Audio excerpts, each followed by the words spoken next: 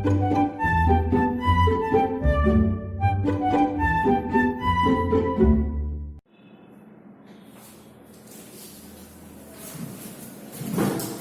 Good morning dear friends. વિદ્યાર્થી મિત્રો, આપણે લેક્ચર નંબર 13, 14, 11 અને 12 આમાં મેં તમને આગળ લાસ્ટ લેક્ચરમાં ઇન્ફોર્મેશન આપી હતી તે પ્રમાણે આપણે ઘણું થિયોરિકલ ડિસ્કશન કરેલું છે. તો હવે આજના લેક્ચરમાં એટલે કે લેક્ચર નંબર 16 માં આપણે જે થિયોરિકલ ડિસ્કશન કરેલું છે એને અનુસંધાનમાં આપણે સંબંધ અને વિધેયના એમસીક્યુ ઉપર થોડું ફોકસ કરવાનું છે. મેં તમને જણાવ્યું તે પ્રમાણે આપણે સંબંધ, વિધેય, ત્રિકોણમિતીય વિધેય, વિધેયના વિવિધ પ્રકારો, અંશ માપ અને રેડિયન માપ, વધતું વિધેય, ઘટતું વિધેય, યુગ્મ વિધેય, અયુગ્મ વિધેય, આ તમામ પ્રકારના ટોપિકોનું આપણે ડિસ્કશન કરેલું છે. તો આજે આપણે એ એમસીક્યુ પર ફોકસ કરવાનું છે કે જે આપણે અગાઉથી ઓલરેડી થિયોરિકલ ડિસ્કશન કરેલું છે. એટલે તમને આજના લેક્ચરમાં એવું કંઈ નવું ફીલ નહીં થાય કે આપણે આના વિશે ભણેલા નથી. ઓકે, તો સૌથી પહેલા હું ચર્ચા કરીશ કે તમારી પાસે આજે યુગ્મ અયુગ્મ વિધેય જે આપણે અગાઉ થિયોરિકલ ડિસ્કશન કરેલું છે તેના માટે હું તમને ફરીથી યાદ કરાવી દઉં કે કોઈ પણ વિધેય આપ્યું હોય એમાં જો તમે x ની જગ્યાએ -x મૂકવાથી જો તમને આન્સર એનો એ જ વિધેય એટલે કે fx મળી જાય, x ની જગ્યાએ -x મૂકવાથી જો તમને આન્સર fx જ મળી જાય તો એ વિધેય યુગ્મ વિધેય થશે.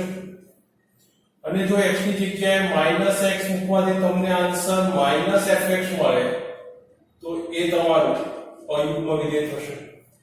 તો મિત્રો, આ યુગ્મ અને અયુગ્મ વિધેય વિશે આપણે થિયોરિકલ ડિસ્કશન કરેલું હતું. તો આજનો જે ફર્સ્ટ ક્વેશ્ચન છે એ એને રિલેટેડ છે કે f r થી r fx બરાબર fx બરાબર e2x 1/2e2x. તમારો fx એ સમય વિધેય તરીકે વ્યાખ્યાયિત કર્યું છે. મેં તમને કીધું હતું તે પ્રમાણે fx બરાબર px/qx જે એક સમય વિધેય તરીકે ઓળખી શકાય. તો આ વિધેય તમને એવું પૂછ્યું છે યુગ્મ છે, અયુગ્મ છે, f(1) = f(1/2 + e/2 કે આમાંથી એક પણ નહીં. આ ચાર ઓપ્શન આપેલા છે. હવે તમને એમ થાય કે આમાંથી કઈ રીતે આ વિધેયને આઈડેન્ટિફાઈ કરવું? તો સૌથી પહેલા કોઈ પણ વિધેયનો યુગ્મ છે કે અયુગ્મ ચેક કરવા માટે આ તમારા વિધેયમાં x ની જગ્યાએ આપણે -x લખીશું. તો f(-x) તો હું અહીંયા x ની જગ્યાએ -x લખીશ તો e−2x થાય. આ કે ના? +1/2e−x થાય. ઓકે, હવે તમે સમજો f(-x) = e−2x +1/2e−x. હવે અહીંયાથી માઈનસ ઘાત છે એ માઈનસ ઘાત ઉપર -e2x છે તો એને શું લખી શકાય? 1/e2x લખી શકાય. +1 as it is.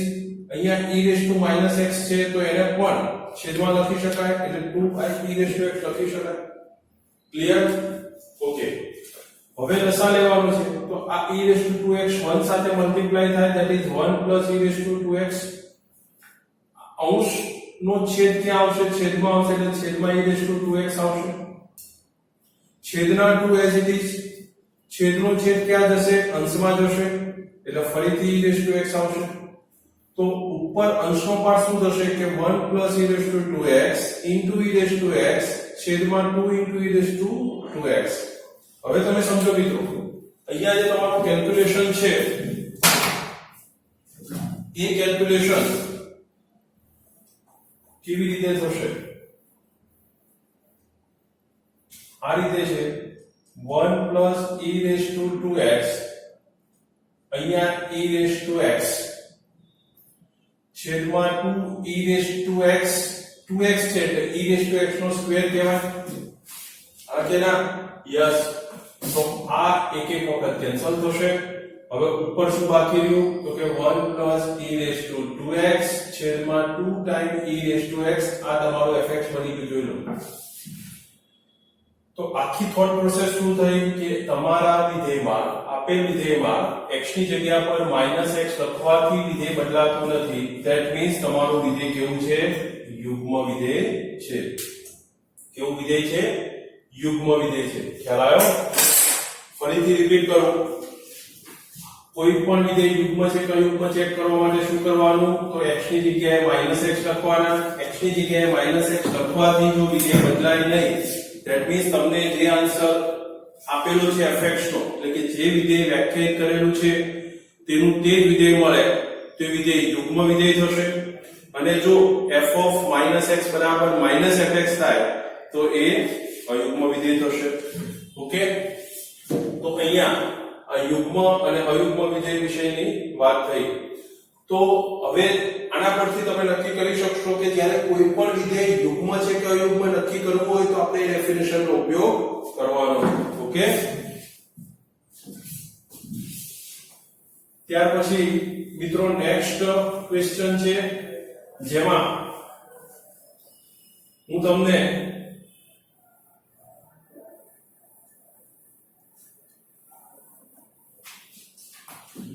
થોડું સમજાવી દઉં સંમિતતા વિશે.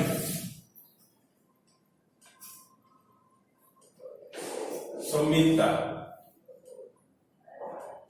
કે કોઈ પણ વિધેય છે આપેલું હોય તો એ વિધેય સંમિત છે કે અસંમિત, કયા અક્ષ પ્રત્યે? તો ધારો કે જો વિધેયમાં x ના સ્થાને -x મૂકવાથી, x ના સ્થાને -x મૂકવાથી વિધેય બદલાય નહીં, વિધેય બદલાય નહીં, તો તમે કોનો ચેન્જ કર્યો? x ના સ્થાને -x. x ના સ્થાને -x મૂકવાથી વિધેય બદલાય નહીં તો એ વિધેય y અક્ષ પ્રત્યે સંમિત છે તેવું કહેવાય. કયા અક્ષ પ્રત્યે? y અક્ષ પ્રત્યે સંમિત છે. y અક્ષ પ્રત્યે સંમિત છે એવું કહી શકાય. અને જો y ના સ્થાને -y મૂકવાથી વિધેય બદલાય નહીં, વિધેય બદલાય નહીં તો તે x અક્ષ પ્રત્યે સંમિત છે તેવું કહેવાય. આની ડેફિનેશન છે કે કોઈ પણ વિધેય આપ્યું હોય એ વિધેયમાં જો x ના સ્થાને -x મૂકવાથી વિધેય ના બદલાય તો એ y અક્ષ પ્રત્યે સંમિત છે, અથવા y ના સ્થાને -y મૂકવાથી વિધેય ના બદલાય તો તે x અક્ષ પ્રત્યે સંમિત છે, અથવા તો બંનેનો ચેન્જ કરવાથી જો વિધેય ના બદલાય તો તે બંને અક્ષો પ્રત્યે સંમિત છે તેવું કહી શકાય. આ સંમિતતાની એક વ્યાખ્યા છે. ધારો કે તમે 10મા ધોરણમાં જે વર્તુળ ભણ્યા છે કે વર્તુળનું વિધેય સ્વરૂપનું સમીકરણ આવતા x² y² a². એટલે આ જે a ત્રિજ્યાવાળા વર્તુળનું સમીકરણ છે. શું છે? તો a ત્રિજ્યાવાળા વર્તુળનું સમીકરણ છે. હવે આ જે વિધેય છે એ ત્રિજ્યાવાળા વર્તુળનું સમીકરણ છે જેમાં તમે x ના સ્થાને -x મૂકો, y ના સ્થાને -y મૂકવાથી સમીકરણમાં કોઈ ચેન્જ નહીં આવે. તો આવશે? નહીં આવે. x ના સ્થાને -x કે y ના સ્થાને -y મૂકવાથી સમીકરણમાં કોઈ ચેન્જ નહીં આવે. That means your equation is symmetric about both the axes. માટે આ સમીકરણ x અક્ષ અને y અક્ષ પ્રત્યે સંમિત છે. એટલા માટે તમે વર્તુળને આ રીતે ડ્રો કરો છો. ખ્યાલ આવે છે? વર્તુળને આ રીતે તમે ડ્રો કરો છો કે બંને અક્ષો પ્રત્યે સંમિત છે. ઓકે, તો હવે મારે તમને જે સંમિતતા વિશે એક્સપ્લેન કરવું તે મેં તમને સમજાવ્યું. ફરીથી હું રિપીટ કરું છું કે જો કોઈ વિધેયમાં x ના સ્થાને -x અને y ના સ્થાને -y મૂકવાથી સમીકરણ બદલાતું ના હોય, જો x બદલાતો ના હોય તો y અક્ષ પ્રત્યે સંમિત થશે, અને y બદલાતો ના હોય, y ના સ્થાને -y મૂકવાથી જો એ ઇક્વેશન એટલે કે વિધેય બદલાતું ના હોય તો y અક્ષ પ્રત્યે સંમિત થશે. ઓકે, તો અહીંયા જે તમને ક્વેશ્ચન આપ્યો છે જેમાં તમને વિધેય આપ્યું છે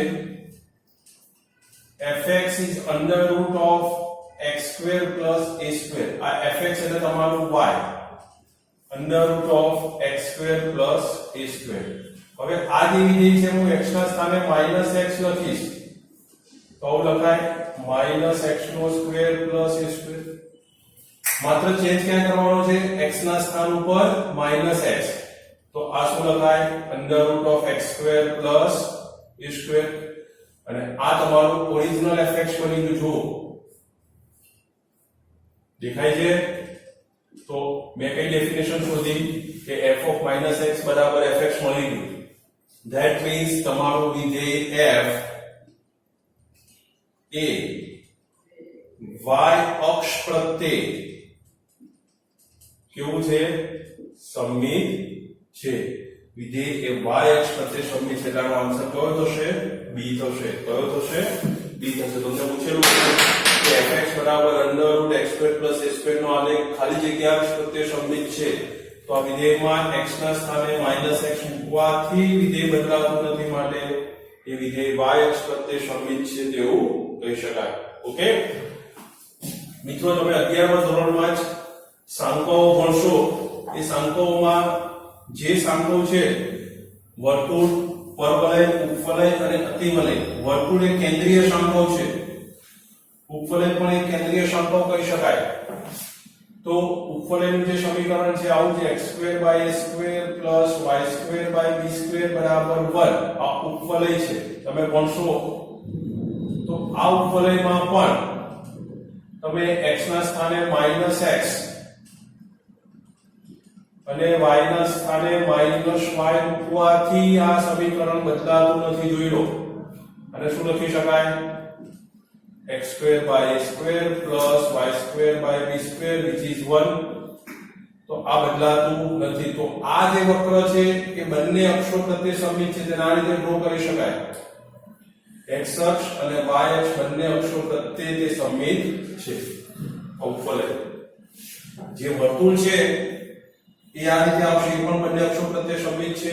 ઉપવલય પણ બંને અક્ષો પ્રત્યે સમમિત છે. હવે તમારે કોઈ પણ વક્રની જો સમમિતતા નક્કી કરવી હોય તો તમે આ વ્યાખ્યાની મદદથી સમમિતતા નક્કી કરી શકશો. યાદ રાખો શું કે x ના સ્થાને -x મૂકવાથી x ના સ્થાને -x મૂકવાથી વિધેય fx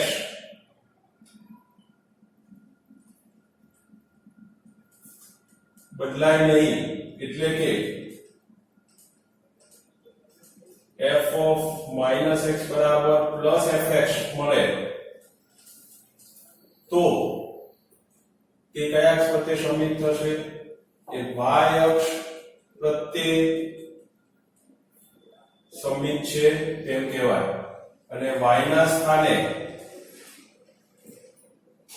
-y મૂકવાથી જો વિધેય બદલાય નહીં, y ના સ્થાને -y મૂકવાથી વિધેય બદલાય નહીં તો તે x અક્ષ પ્રત્યે સમમિત છે તેમ કહીશું. એટલે કોઈ પણ વિધેય કયા x પ્રત્યે સમમિત છે x અક્ષ કે y અક્ષ તેના ઉપરથી તમે નક્કી કરી શકશો. ઓકે તો તમારે થોડું યાદ રાખવાનું છે. હકીકતમાં યુગ્મ વિધેયની ડેફિનેશન તો છે પણ અહીંયા યુગ્મનો પાર્ટ કન્સિડર કરવાનો નથી. માત્ર તમારે x ના સ્થાને -x મૂકો કે y ના સ્થાને -y મૂકવાથી શું ચેન્જ આવે છે. જો સમીકરણ બદલાતું હોય, વિધેય બદલાતું હોય તો એ સમમિતતા નક્કી થશે નહીં, પણ નહીં બદલાતું હોય તો એ સમમિતતા નક્કી થશે. ઓકે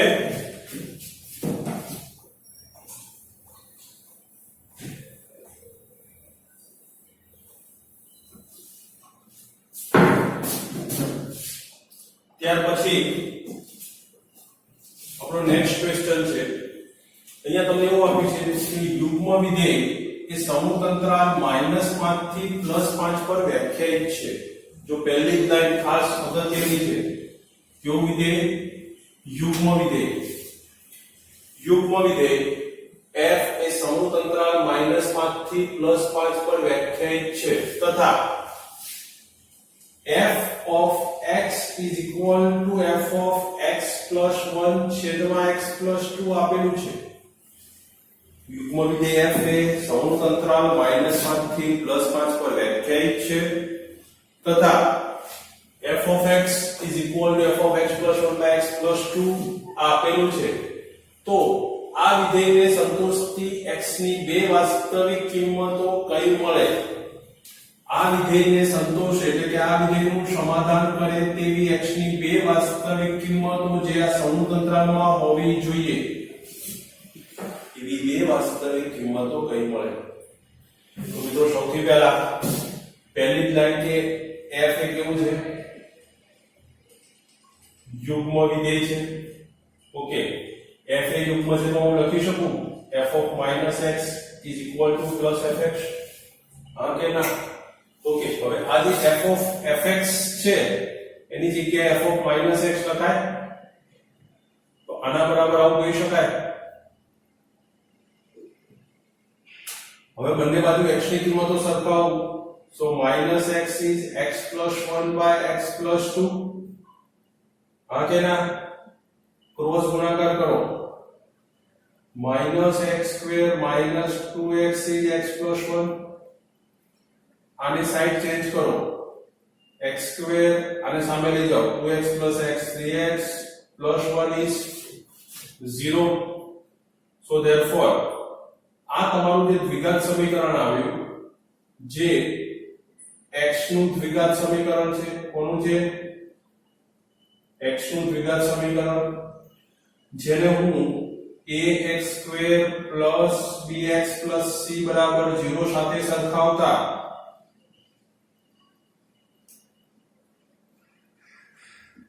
a બરાબર 1 b બરાબર 3 અને c બરાબર 1 મારે x ની કિંમત શોધવી છે.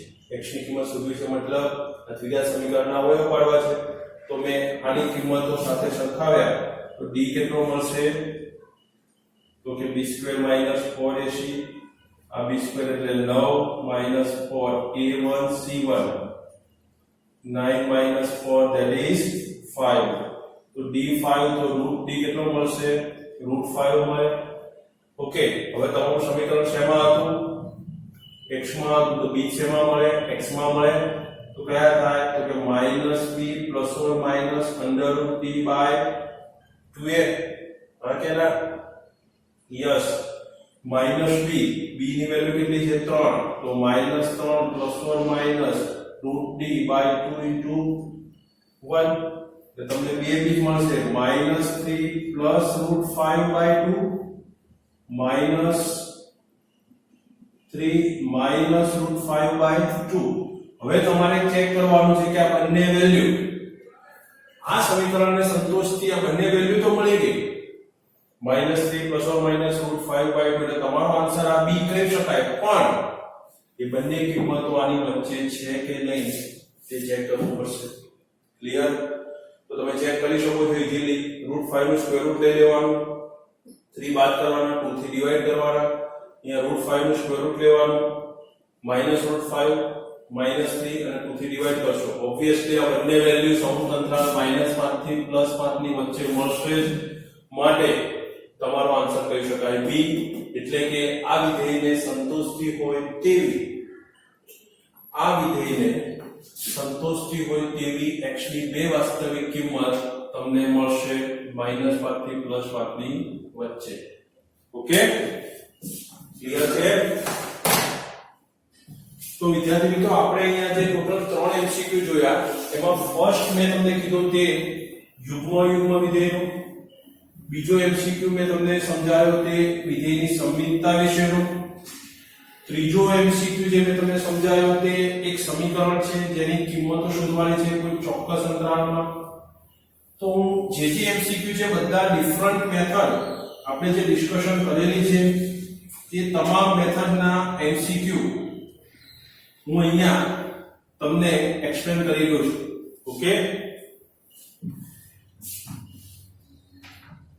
હવે મારો નેક્સ્ટ ક્વેશ્ચન 4 જે છે એનો હું આન્સર કહી દઉં કે x ગ્રેટર ધેન 2 માટે તમારા fx વ્યાખ્યાયિત કર્યા છે 1/√x plus 2/2x minus 4 plus 1/√x minus 2/2x minus 4. તો તમારે સિમ્પલ ક્વેશ્ચન છે f ઓફ 11 શોધવાનું છે. આ કન્ડિશન આપી છે કે x ની વેલ્યુ 2 કરતા મોટી હોય ત્યારે f ઓફ 11 કેટલા થાય. ઓકે, તો સમજો અહીંયા હું f of 11 તો લખી શકાય 11 plus 2 જ્યાં x છે ત્યાં હું 11 લખીશ, જ્યાં x છે ત્યાં હું 11 લખીશ, તો 11 2 ટાઈમ 11 22 ઓછા 4 એટલે 18 થાય પ્લસ 1 ના છેદમાં અંડર રૂટ 11 minus 2 રૂટ 18 થાય સેમ 11 ઓછા 2 18 11 22 ઓછા 4 આ 11 પ્લસ 2 રૂટ 18 એટલે 3 રૂટ 2 કહેવાય. આ 11 2 આ શું કહેવાય 3 રૂટ 2 રૂટ 18 એટલે કારણ કે રૂટ 18 એટલે 3 ગુણ્યા 2 ગુણ્યા 9 9 નું સ્ક્વેર રૂટ 3 2 નું સ્ક્વેર રૂટ રૂટ 2 એટલે 3 રૂટ 2. આ પાર્ટ મિત્રો કેટલો થશે તો 11 3 2 6 રૂટ 2 થાય. આ કેટલો થશે તો કે 11 minus 6 રૂટ 2. હવે તમે સમજો અહીંથી ક્વેશ્ચન નો ટર્નિંગ પોઈન્ટ છે. હવે તમને એમ થાય કે આની વેલ્યુ કેવી રીતે શોધવાની, તો ડિયર ફ્રેન્ડ્સ કેલ્ક્યુલેટર થી વેલ્યુ ના શોધાય, આને તમારે પૂર્ણવર્ગ બનાવવું પડશે. તો પૂર્ણવર્ગ બનાવવા માટે હું 11 ના એવા ભાગ પાડીશ કે જેથી તમને મધ્યમ પદ તરીકે કેટલા મળે 6 રૂટ 2.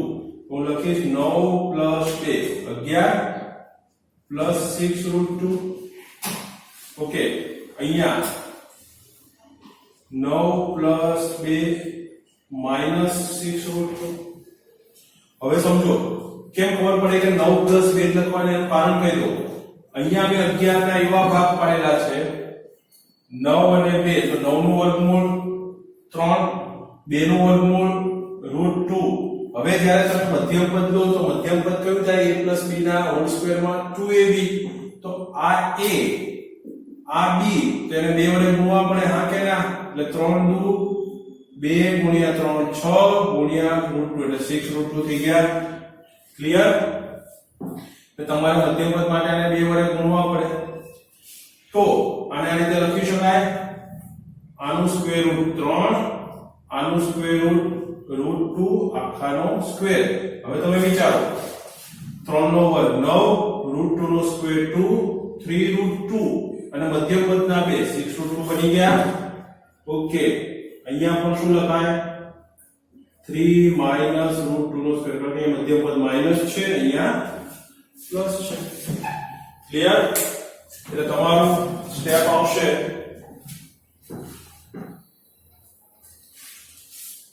3 plus root 2 નો whole square plus 3 minus root 2 નો whole square.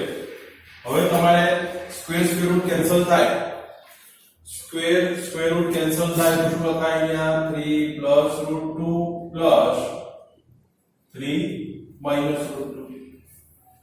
Okay, clear? Square root cancel, cross ગુણાકાર કરો તો આ પદ સામે જાય તો 3 minus root 2 આ સામે જાય તો 3 plus root 2 નીચે આ બંનેનો શું આવે ગુણાકાર આવે. શું આવે ગુણાકાર આવે. Plus root 2 minus root 2 cancel 3 ને 3 6. આ a plus b a minus b ની રીતે કરીએ તો 9 minus 2 લખાય કારણ કે a સ્ક્વેર એટલે 9 b સ્ક્વેર એટલે 2 એટલે આન્સર થશે 6/7. કેટલો થશે 6/7. જોયું?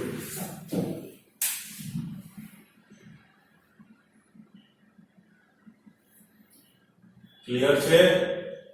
સિમ્પલ કેલ્ક્યુલેશન જ કરવાનું છે, માત્ર x ની જગ્યાએ તમારે 11 લખવાના છે અને x ની જગ્યાએ 11 લખ્યા પછી તમારે સિમ્પલ પૂર્ણાંક બનાવી એની વેલ્યુ શોધવાની છે. ઓકે,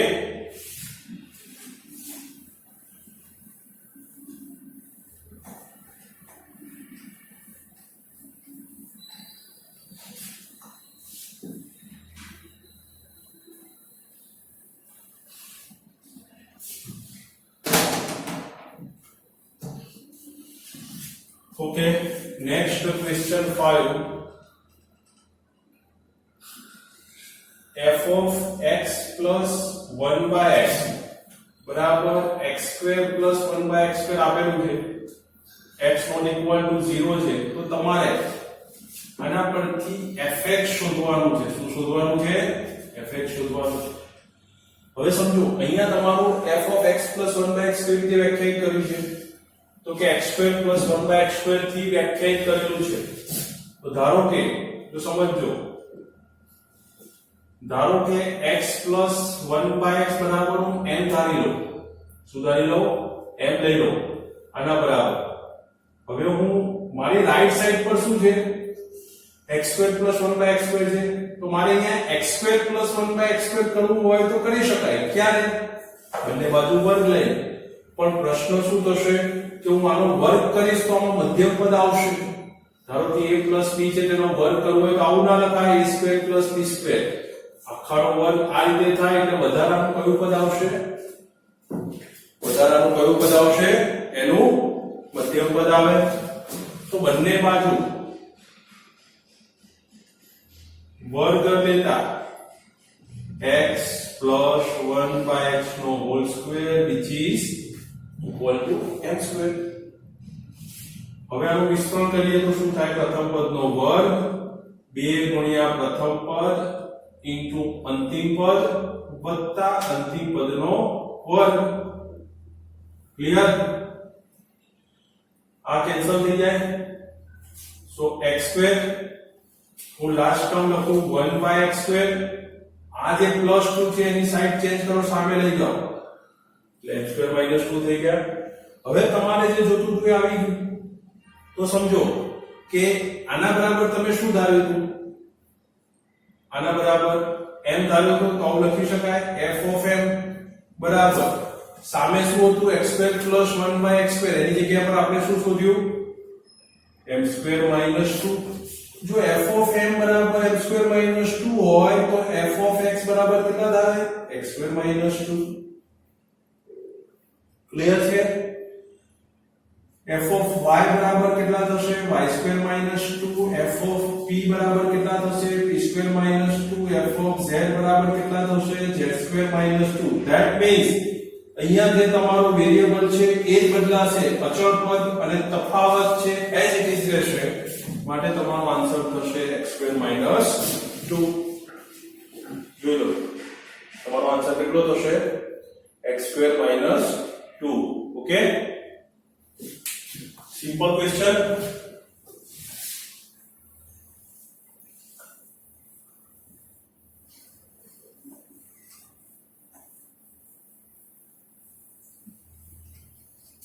ઓકે મિત્રો, હવે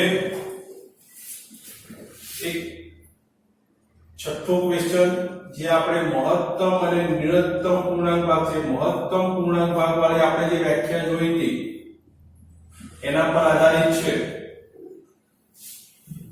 તમારું મેં તમને લાસ્ટ લેક્ચર નંબર 15 માં બે વિધેયોનું સંયોજન શીખવાડેલું છે.